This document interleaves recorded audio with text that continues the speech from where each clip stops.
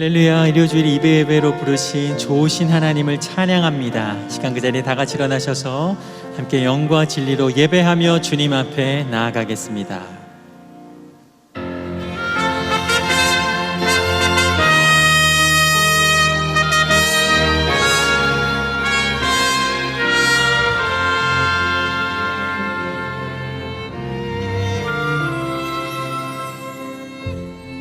지극히 높은 주님의 낮이 성소로 들어갑니다. 세상의 신을 벗고서 주 보좌 앞에 엎드리리. 내 주를 향한 사랑과 그 신뢰가 사그러져 갈 때 하늘로부터 이곳에 장막이 덮이네. 이곳을 덮으소서. 이곳을 비추소서. 내 안에 무너졌던 모든 소망 다 회복하리니. 이곳을 지나소서. 이곳을 만지소서.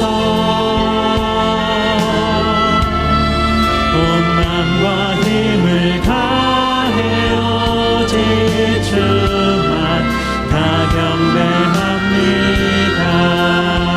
아멘. 이곳을 덮으소서. 주님 이곳을 덮으소서. 이곳을 비추소서.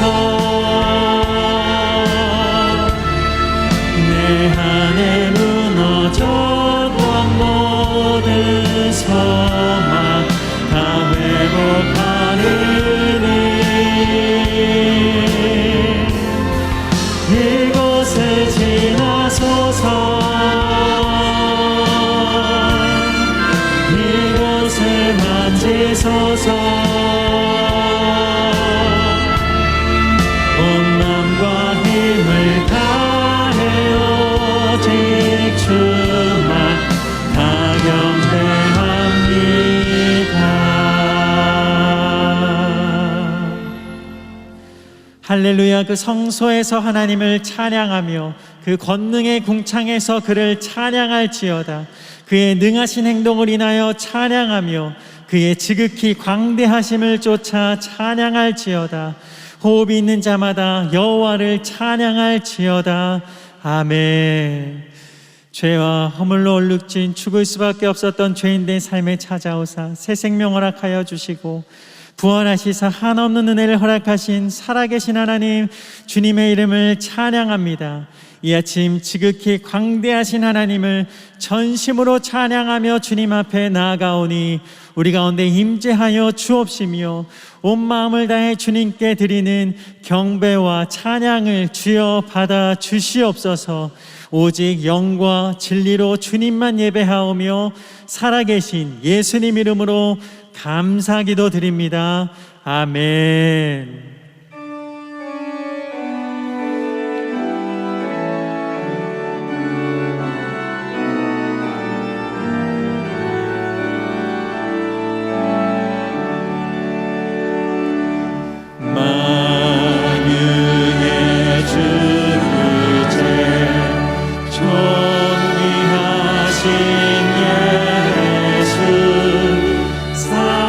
사람이 돼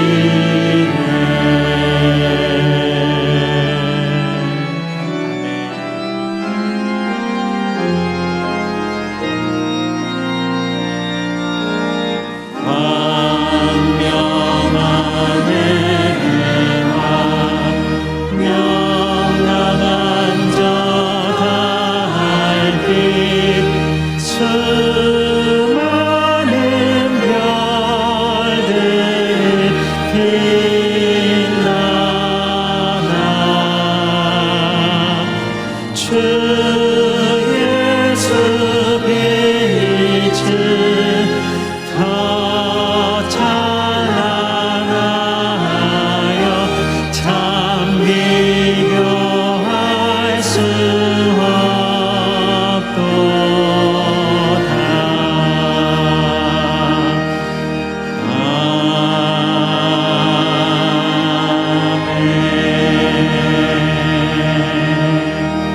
아멘. 예수 우리 가운데 함께 하시며 우리 모든 예배를 받으시는 살아계신 하나님, 주님께 감사와 영광을 올려드립니다. 아멘. 아멘.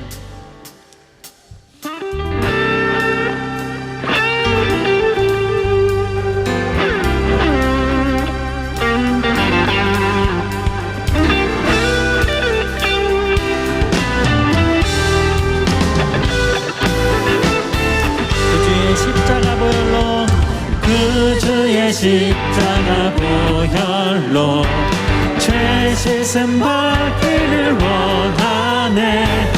내 죄를 씻으신 주 이름 찬송합시다. 찬송합시다. 찬송합시다. 내 죄를 씻으신 주 찬송합시다. 죄악을 속하여 주신 주 내 속에 들어와 계시네. 십자가 앞에서 주 이름 찬송합시다. 찬송합시다. 찬송합시다.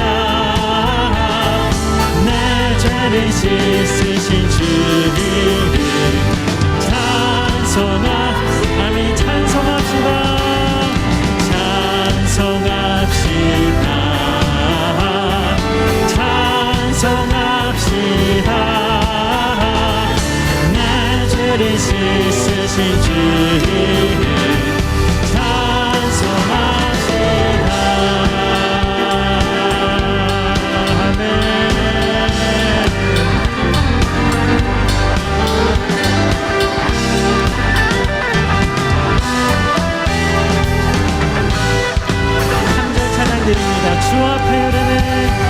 주 앞에 흐르는 생명수 날 씻어 정하게 하시네. 내 기쁨 정성을 다하여 찬송합시다. 아멘. 찬송합시다. 찬송합시다. 씻으신 주 이름 찬송합시다. 아멘. 찬송합시다. 찬송합시다. 찬송합시다. 내 죄를 씻으신 주 이름 찬송합시다.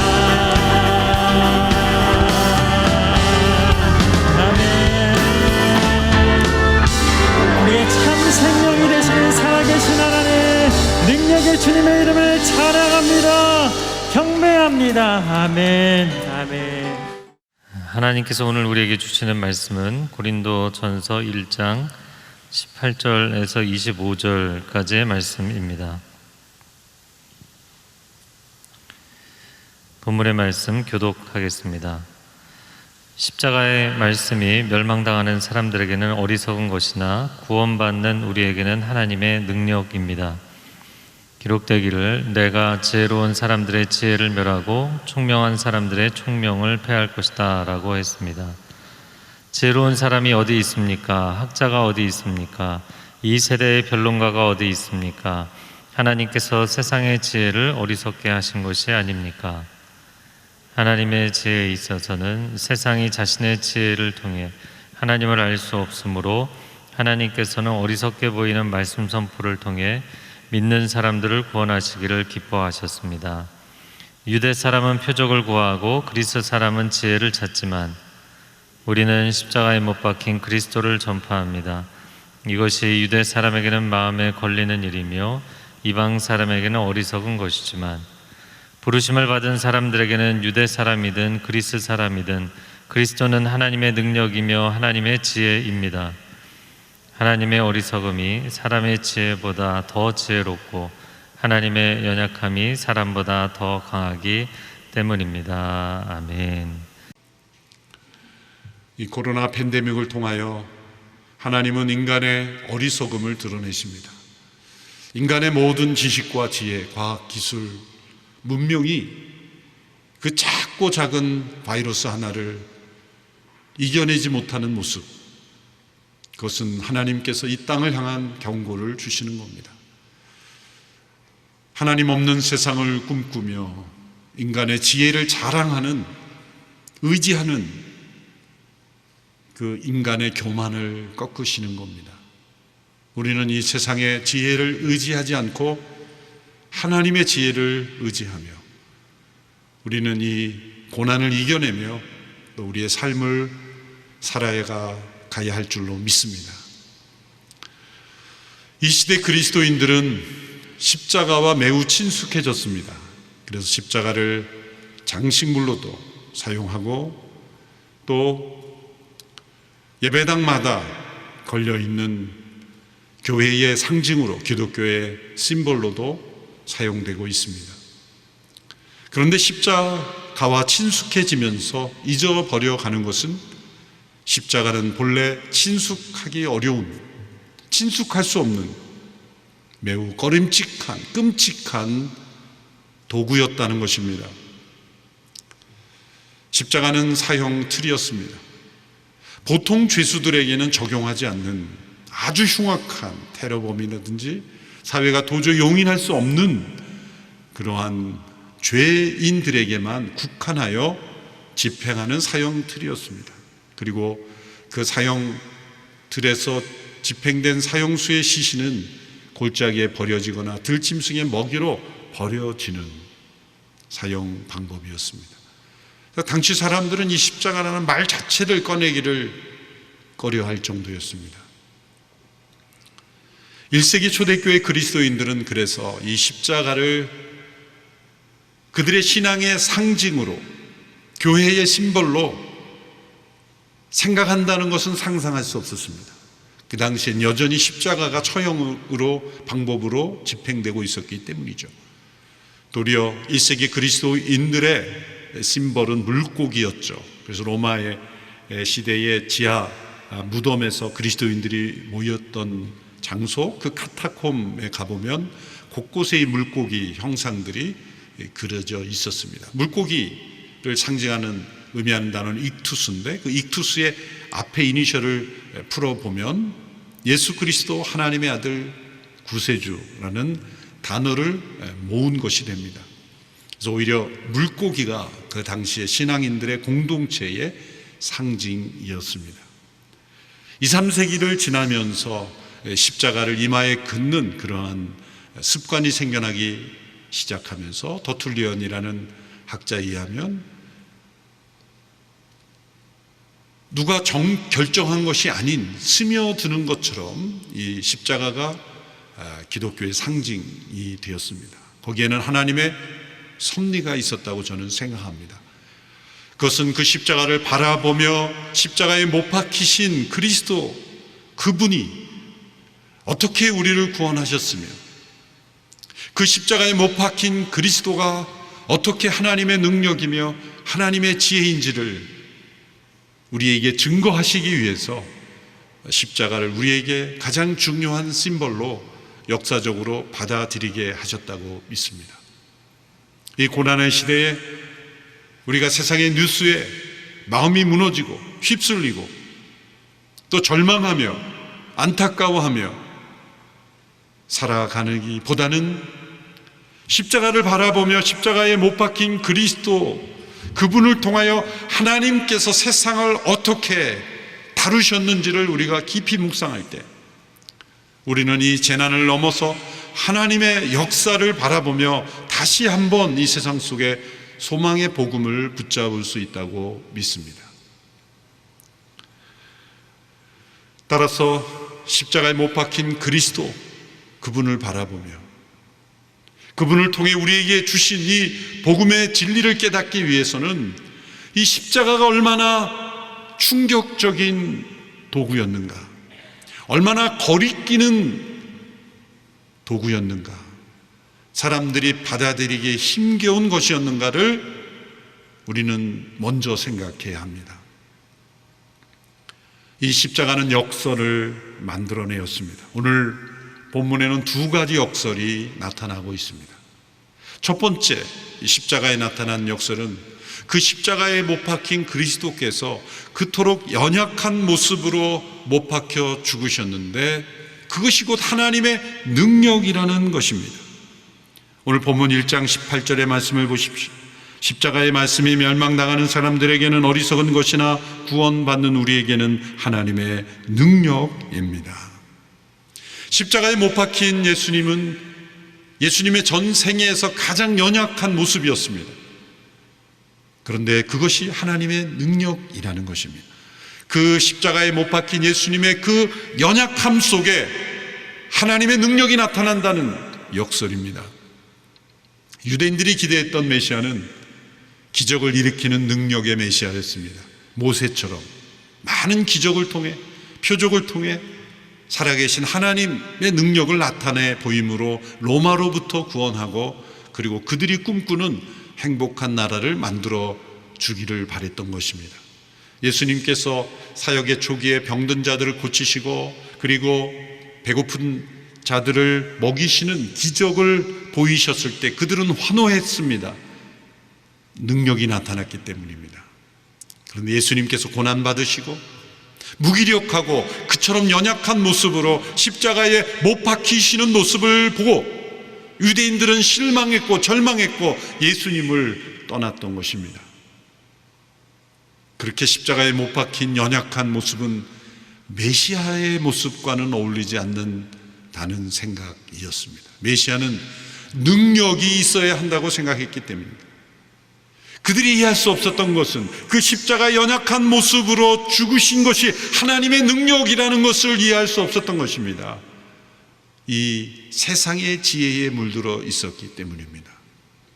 그래서 군중들과 군병들은 예수님을 조롱하며 외쳤죠. 내가 만일 메시아이거든 그 십자가에서 내려와 보라, 능력을 보여라라는 것입니다. 너의 그 능력은 어디에 갔는가? 배고픈 자를 먹이고 병든 자를 고쳤던 그 능력은 어디에 있는가? 내가 만일 메시아거든 그 십자가에서 내려오라. 예수님은 그 십자가에서 내려오실 능력이 있으셨습니다. 하나님께서도 예수님이 그 십자가에서 내려오게 하실 수 있는 능력이 있으셨습니다. 그런데 만일 예수님이 그 십자가 위에서 내려오시는 능력을 보였더라면 자신을 조롱하고 못 받고 그리고 그 십자가에 매달리게 한 이들을 그 현장에서 벌 주시는 능력을 보이셨다면 하나님의 구원 계획은 끝나는 것입니다. 우리의 구원은 이루어질 수 없는 것입니다. 도리어 그 수치와 조롱, 그 비참한 고통과 고난을 친히 인내하심으로 그처럼 연약한 모습으로 그 수치와 고난을 담당하시는 것이 하나님의 능력이었던 것입니다. 23절에 보면 십자가에 못 박힌 그리스도를 전하는 것이 유대인에게는 마음에 걸리는 일이라 그렇게 말했습니다. 이 마음에 걸린다라는 단어는 헬라어로 스칸달론이라는 단어, 여기서 영어의 스캔들이라는 단어가 나왔습니다. 걸림돌이라는 뜻이죠. 있을 수 없는 것입니다. 유대인들에게 십자가에 못 박힌 메시아라는 단어는 성립될 수 없는 단어입니다. 어떻게 메시아가 십자가에 못 박힐 수 있는가? 그처럼 연약해질 수 있는가? 하나님께서는 이미 구약의 예언서를 통해 특별히 이사야 선지서를 통해 장차 올 구원자 기름 부음 받은 메시아는 고난 받는 종의 모습일 것을 말씀했죠. 도살장에 끌려간 어린 양이 같이 이사야 53장의 내용을 예수님의 십자가의 고난에 대입해 보면 그대로입니다. 덜 깎는 자 앞에 잠잠한 양처럼 그 그렇게 연약한 모습으로 고난받는 그 모습으로 메시아가 올 것이라고 하나님께서는 이미 말씀하셨지만 구약을 제대로 읽지 않았던 사람들, 혹은 읽었지만 자신의 생각으로 잘못 해석한 사람들은 메시아는 능력으로 세상을 통치하고 사람들이 생각하는 그런 표적과 기적으로 통치하는 메시아로 착각하고 있었던 것입니다. 그래서 십자가에 못 박힌 그리스도의 연약한 모습이 하나님의 능력이 됨을 그들은 깨닫지 못했습니다. 둘째로 나타난 십자가의 역설은 이 세상의 지혜로 볼 때 어리석어 보이는 그 모습이 바로 하나님의 지혜라는 것입니다. 오늘 본문 22절에서 24절의 말씀을 함께 읽겠습니다. 시작. 유대 사람은 표적을 구하고 그리스 사람은 지혜를 찾지만 우리는 십자가에 못 박힌 그리스도를 전파합니다. 이것이 유대 사람에게는 마음에 걸리는 일이며 이방 사람에게는 어리석은 것이지만 부르심을 받은 사람들에게는 유대 사람이든 그리스 사람이든 그리스도는 하나님의 능력이며 하나님의 지혜입니다. 사람들이 복음을 깨닫지 못하는 이유는 세상의 지혜 때문입니다. 가정으로부터 받은 교육일 수도 있고 학교로부터 받은 교육일 수도 있고 세상으로부터 받은 주입된 문화 때문일 수도 있습니다. 이 세상에 지혜롭다라고 하는 것은 한마디로 희생하지 않고 가장 적은 희생으로 가장 큰 행복을 누리는 것, 이 세상의 지혜라는 것입니다. 아주 적은 희생으로 자신을 희생하지 않고 세상에서 가장 많은 것을 누릴 수 있다면 그것을 지혜라고 말합니다.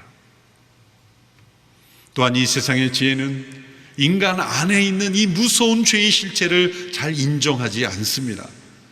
괜찮다고 여깁니다. 인간 안에 있는 죄가 인간을 얼마나 무섭게 망가뜨리는지를 망각합니다.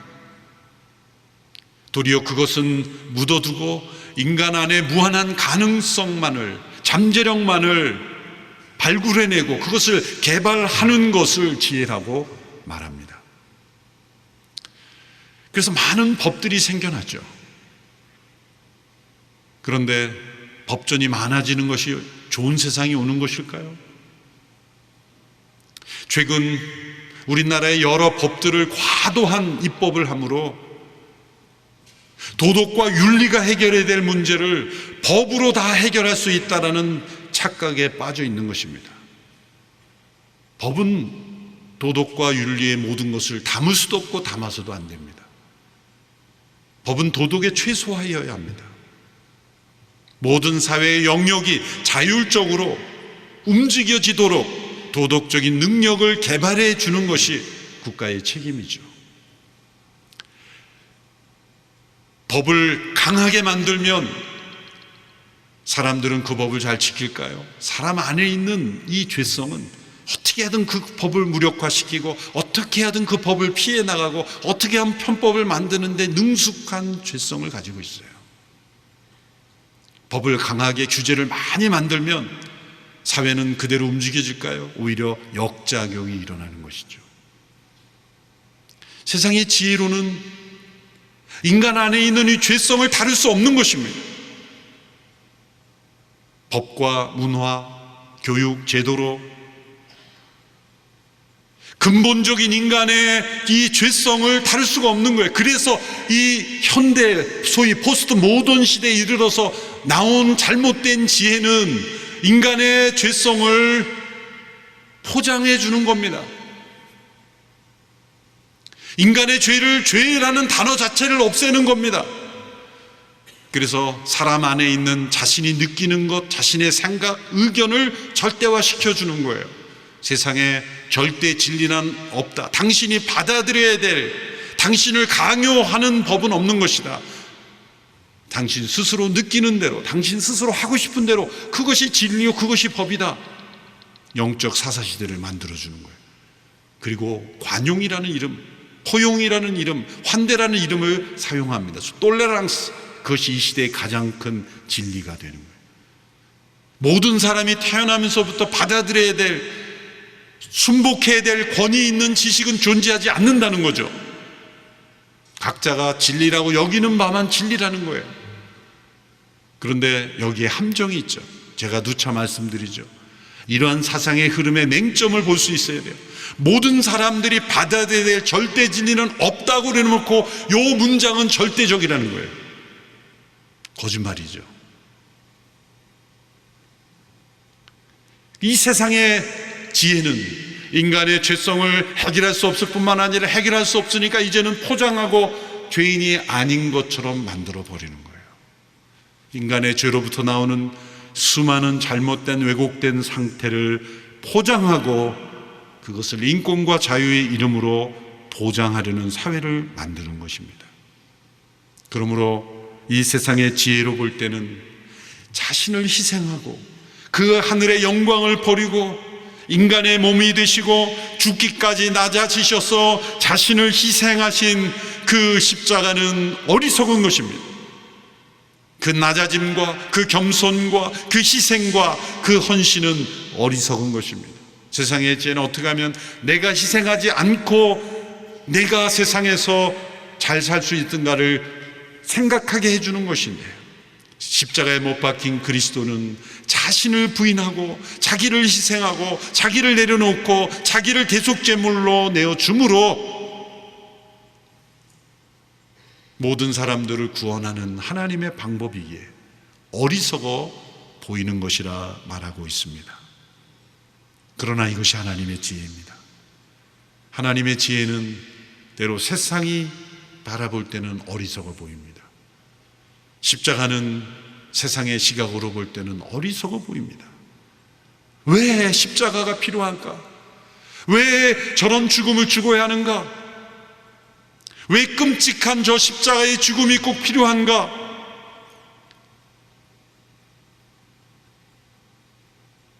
교만한 죄인들은 그렇게 말합니다. 정말 교만한 이런 말이죠. 누가 나를 위해 죽어달라 그랬어요? 그러면서 내가 예수님 왜 믿어야 됩니까?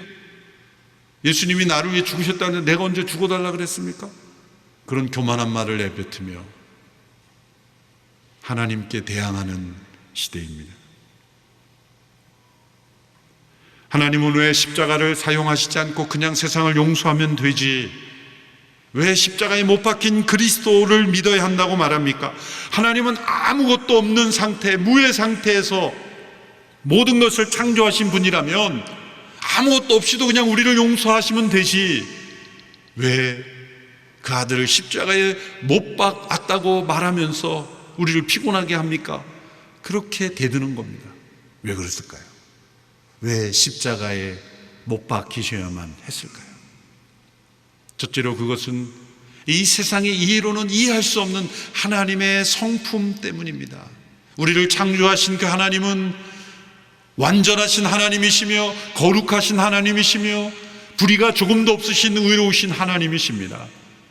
죄를 용납하실 수 없는, 어둠은 조금도 견디실 수 없는, 모든 불의에 대하여 반드시 벌하셔야만 하는 공의로우신 하나님이십니다.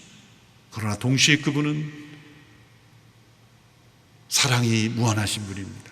용서하기를 기뻐하시는 분입니다. 이 하나님의 공의의 성품과 사랑의 성품은 세상의 지혜로는 도저히 양립할 수 없습니다. 이 세상의 모든 관점을 보면 공의의 관점은 공의의 관점만을 바라보고 사랑의 관점은 사랑의 관점만을 바라봐요. 사회에 어떤 문제가 생기면 공의파와 사랑파가 서로 싸우잖아요. 세상의 지혜로는 해결할 수 없어요. 공의를 부르짖는 사람이 사랑을 말하면 공의를 버린 거라 그래요. 사랑을 말하는 사람이 공의를 말하면 사랑이 없다고 말해요. 세상의 지혜로는 공의와 사랑을 함께 융합시킬 수 없어요. 함께 하나 되게 할 수 없어요. 세상의 지혜로는. 그래서 언제나 사람들은 공의를 붙잡으든지 사랑을 붙잡든 어느 한 면을 붙잡고 그것을 이념으로 만드는 거예요. 그런데 이러한 갈등을 가장 느끼는 때가 부모의 마음이에요.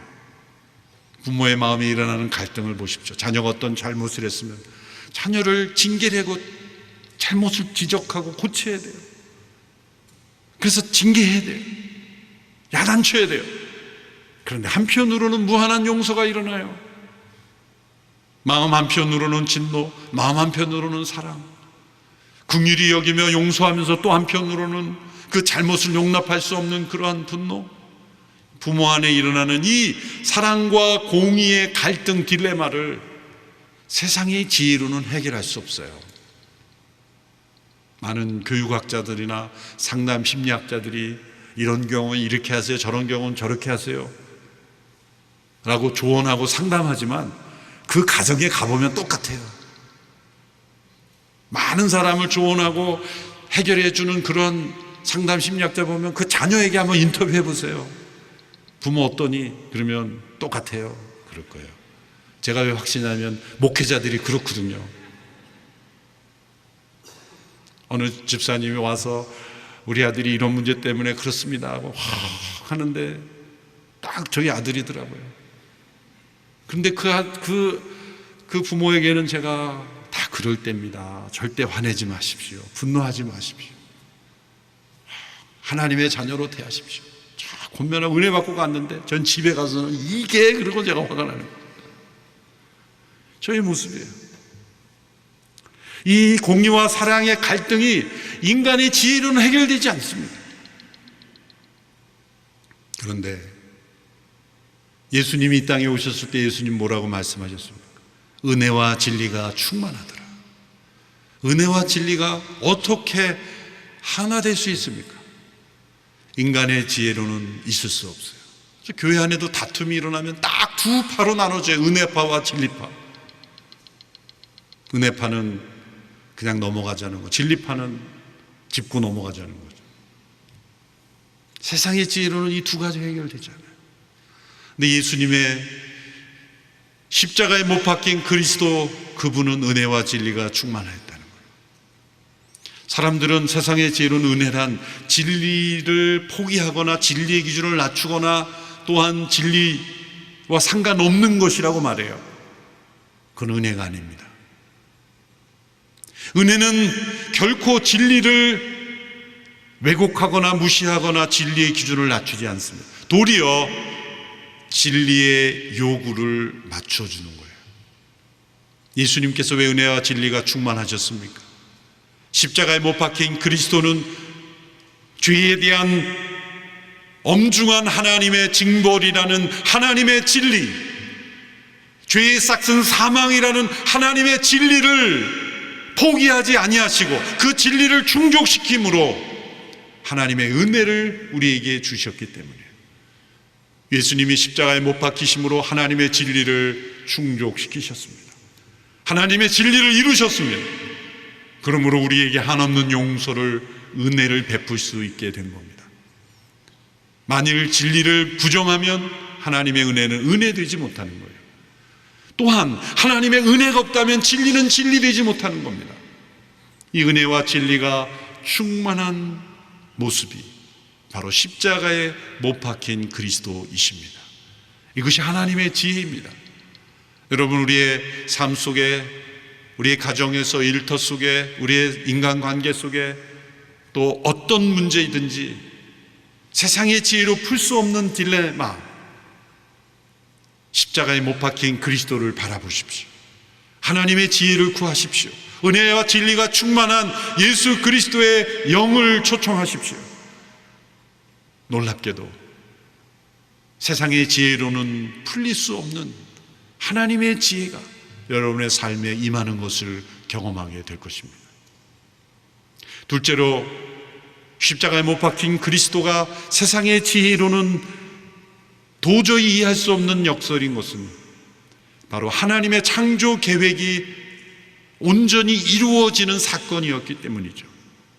하나님께서 창조하신 인간이 죄를 범하여 타락했습니다. 이제 하나님께서 부랴부랴 대책을 마련하셔서 구원의 대책을 마련하는 것이 아닙니다. 하나님께서는 인간을 창조하시기 전, 창세 전에, 만물을 창조하시기 전에 인간이 주어진 자유의지를 가지고 타락할 것을 아셨고, 그리고 타락을 통하여 타락을 변화시키셔서 구원하셔서 타락 이전의 인간보다 훨씬 더 하나님을 깊이 아는 존재로 변화시킬 것을 계획하셨습니다. 하나님께서 창조하신 인간이 스스로 사단의 길을 감으로 사단과 한 동류가 되어버렸어요. 동역자가 되어버렸어요.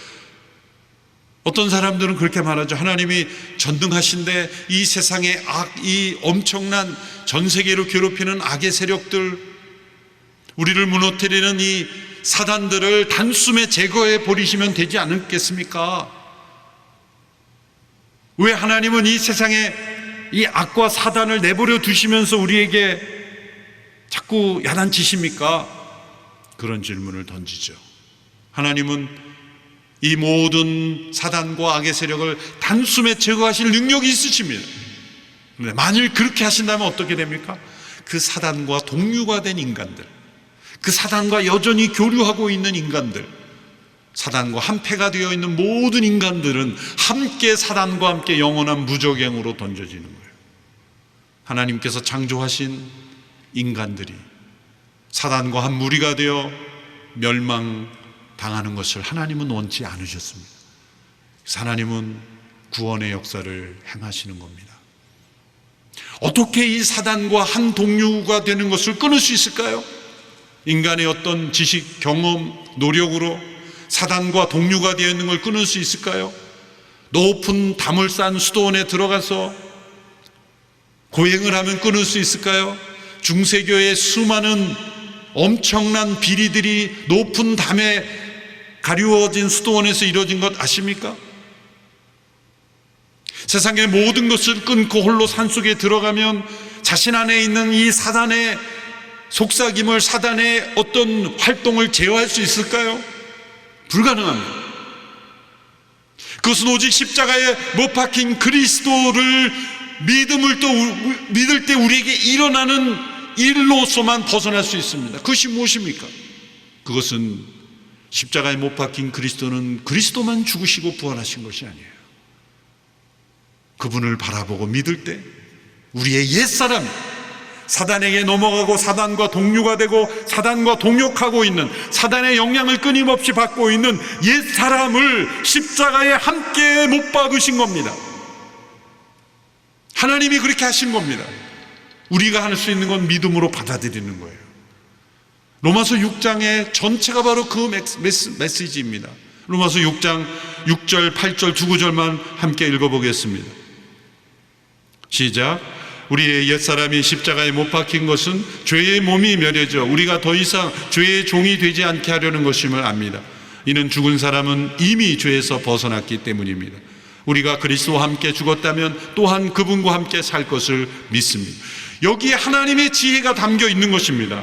하나님의 지혜는 우리가 사단과 함께 연락하고 동행하고 동류가 되고 동역하고 심지어 종이 된 옛사람을 죽여버리는 것입니다. 세상의 지혜는 옛사람을 개발시키고 발전시키고 도덕기고 어떤 부추기고 격려해서 변화될 수 있다고 말하지만 불가능합니다. 하나님의 지혜는 옛사람을 죽여버리는 겁니다. 그리고 다시 새로운 생명을 주시는 겁니다. 십자가에 못 박힌 그리스도는 하나님의 이 갈등, 하나님의 성품의 충돌, 공의와 사랑의 하나님의 이 성품의 문제를 완전하게 해결하시는 죽음이었을 뿐만 아니라 그것은 하나님 편에서의 해결이죠. 그러나 동시에 우리 편에서 사단과 동류가 되었던 우리의 이 커넥션을 끊어주시는 지혜인 것입니다. 그것은 옛사람을 죽이는 거예요.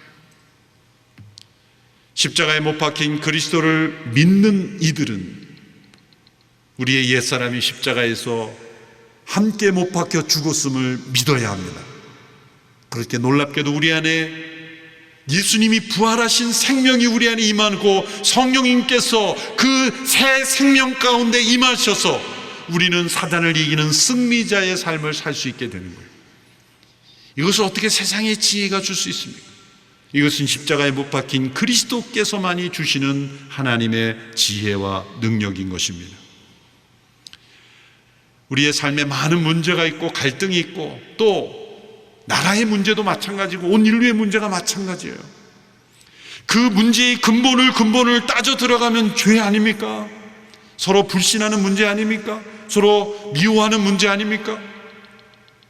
서로 속이고 거짓을 행하고 뉴스에 나오고 법이 동원되고 국가의 에너지에, 제 생각에는 70% 80%는 다 인간의 죄를 해결하는 데 사용되고 있어요. 그것을 우리는 당연하게 여기죠. 그런데 옛사람이 십자가에 못 박힌 그리스도와 함께 죽고 새 생명 가운데 사는 그러한 주의 나라가 임한다면 세상의 지혜가 아닌 하나님의 지혜를 의지하며 우리는 살아갈 수 있게 됩니다. 그래서 셋째로 우리는 이 세상의 지혜를 의지하지 않고 하나님의 지혜인 십자가의 도로 살아가게 하기 위함입니다. 이 세상의 지혜는 궁극적으로 이 생을 강조합니다. 죽음을 멀리하게 합니다. 그러나 하나님의 지혜는 영생을 사랑하게 하고 죽음을 두려워하지 않게 합니다. 이 세상의 지혜가 아무리 인간의 지식과 문명이 발전하고 과학기술이 발전해도 궁극적인 건 뭐냐, 이 생을 강조하기 때문에 어리석은 거예요. 전도자가 이미 고백했죠. 시대는 다르지만, 문화는 다르지만, 기술의 발전은 다르지만 그 시대의 모든 지혜를 다 동원하고 모든 개발을 다 해보고 결국 헛되다 그랬어요. 왜? 죽음 앞에서 모든 것이 무력해지기 때문이죠. 그래서 그는 영혼을 사모하는 마음, 하나님께 주신 영원한 생명만이 가치 있는 것임을, 참으로 지혜 있는 것임을 그가 깨달았던 것입니다. 신앙을 처음 접하고 기독교를 처음 대하는 사람들이 이상하게 여겨야 되는 것은 죽음을 강조한다는 겁니다. 여러분, 다른 종교나 또 위대한 위인들의 강조를 보면 다 살아있을 때의 이야기, 살아있을 때의 어떤 업적, 살아있을 때의 교훈을 강조하죠. 근데 신약 성경은 예수님의 죽음에 초점을 두고 있습니다. 30여 년의 개인적인 사생활은 거의 등장하지도 않고 3년 동안의 공생의 가운데서도 가장 많은 비중을 차지하는 것은 예수님의 죽음을 둘러싼 이야기들입니다. 예수님 자신은 죽기 위하여 세상에 오셨다고 말했어요. 내가 온 것은 섬기려 하고 많은 사람의 대속물로 주려 오셨다고 말씀하셨습니다. 이것이 예수님의 유일성이요, 십자가에 못 박힌 그리스도가 하나님의 지혜라는 증거입니다. 그리고 세상 모든 사람들이 두려워하고 꺼려하고 피하고 싶은 죽음을 하나님께서는 십자가에 못 박힌 그리스도를 통하여 그 십자가가 영생의 문이 되게 하셨어요. 죽음이 새로운 출발이 되게 하셨어요.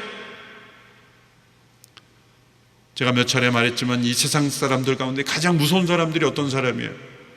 죽기밖에 더 하겠어 그러고 달려드는 사람 제일 무섭습니다. 죽기밖에 더 하겠어, 죽음을 각오하고 달려드는데 어떻게 이기겠어요? 근데 여러분, 우리의 신앙은 죽기밖에 더 하겠어? 아니에요.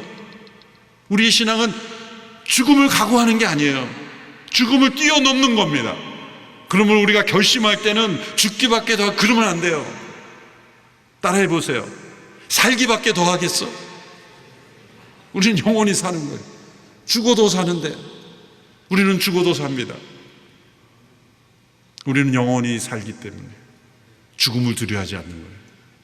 그냥 죽음을 각오하는 게 아니라 영원한 생명 있게 죽음을 두려워하지 않는 겁니다.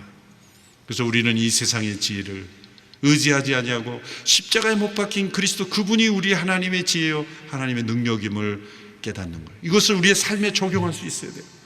이것은 교리적인 지식으로 교회 예배당 안에 갇혀있는 교리가 되어서는 안 됩니다. 우리의 삶의 문제, 이런 코로나 팬데믹, 우리의 기업에 경영하는 문제, 모든 우리의 삶의 길에서 십자가에 못 박힌 그리스도와 하나님의 지혜라는 것을, 하나님의 능력이라는 것을 우리는 체득해야 돼요. 우리의 많은 문제가 나의 옛사람의 문제라는 것을 깨닫고 십자가에서 죽었음을 선포하고 끊어내는 일이 일어나요. 동시에 죽음으로부터 다가오는 모든 이 공포와 두려움을 극복하고 이 세상에만 집착해서 살아가게 하는 이 세상의 지혜를 내려놓고 십자가에 못 박힌 그리스도가 우리에게 열어주신 영원한 생명을 바라보면서 우리는 하나님의 지혜와 능력을 의존하며 승리하며 살아갈 수 있어야 할 것입니다. 이 십자가에 못 박힌 그리스도가 우리의 능력이요 하나님의 능력이요 하나님의 지혜가 됨을 체험하는 우리 모든 성도가 되기를 축원합니다. 기도하겠습니다. 살아계신 하나님 아버지, 세상의 지혜를 의지하며 익숙해진 저희들을 긍휼히 여겨주시고 십자가를 통해 나타난 하나님의 능력, 하나님의 지혜를 체험하며 세상을 이기며 승리하며 살아가는 모든 성도들이 되게 하여 주시옵소서. 예수님의 이름으로 기도하옵나이다. 아멘. 이제 다 함께 자리에 일어나셔서 함께 봉헌 찬양 올려드리겠습니다.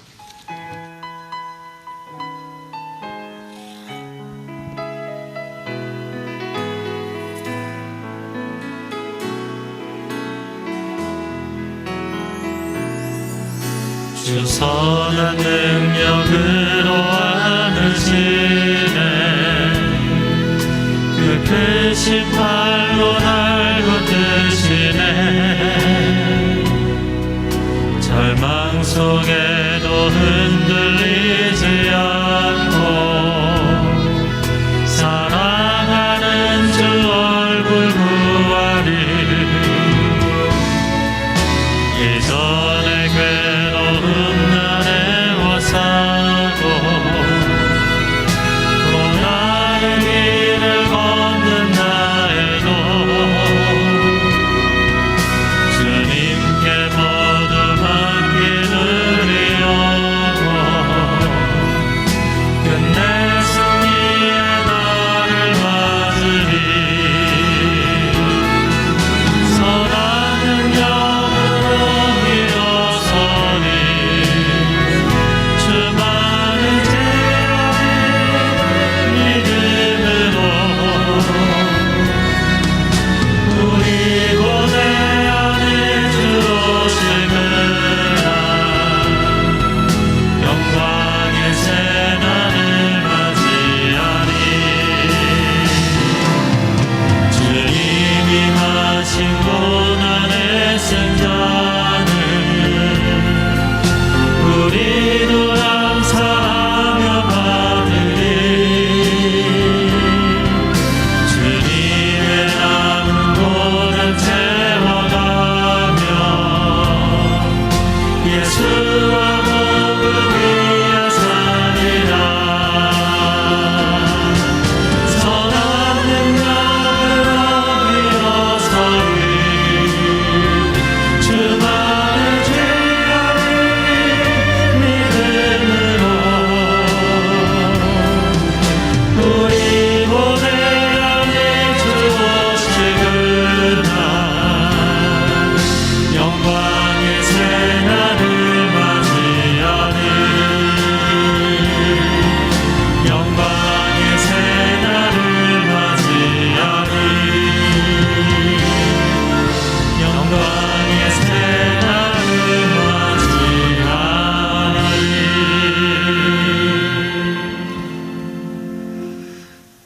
좋으신 하나님, 우리가 세상의 지혜와 능력을 의지하지 아니하고 우리의 유일한 참지혜 되시는 예수 그리스도의 십자가의 지혜를 의지하여 나아가기를 원합니다.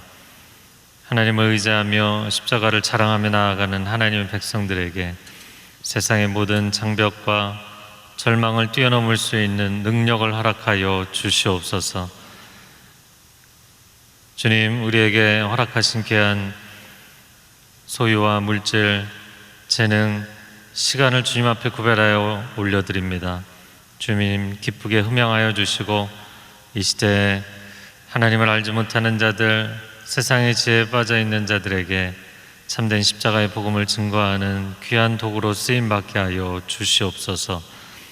이제는 우리 주 예수 그리스도의 은혜와 하나님 아버지의 극진하신 사랑과 성령의 교통하심이 예수 그리스도의 십자가의 지혜를 의지하여 삶의 현장에 나아가는 귀한 하나님의 백성들 위해 소중한 가정과 자녀들과 일터 위에 한국교회 위에, 저 북녘 땅 위에, 그리고 고통 가운데 주님의 은혜의 도우심을 구하는 아프가니스탄 위에 이제로부터 영원토록 함께하여 주시기를 간절히 축원하옵나이다.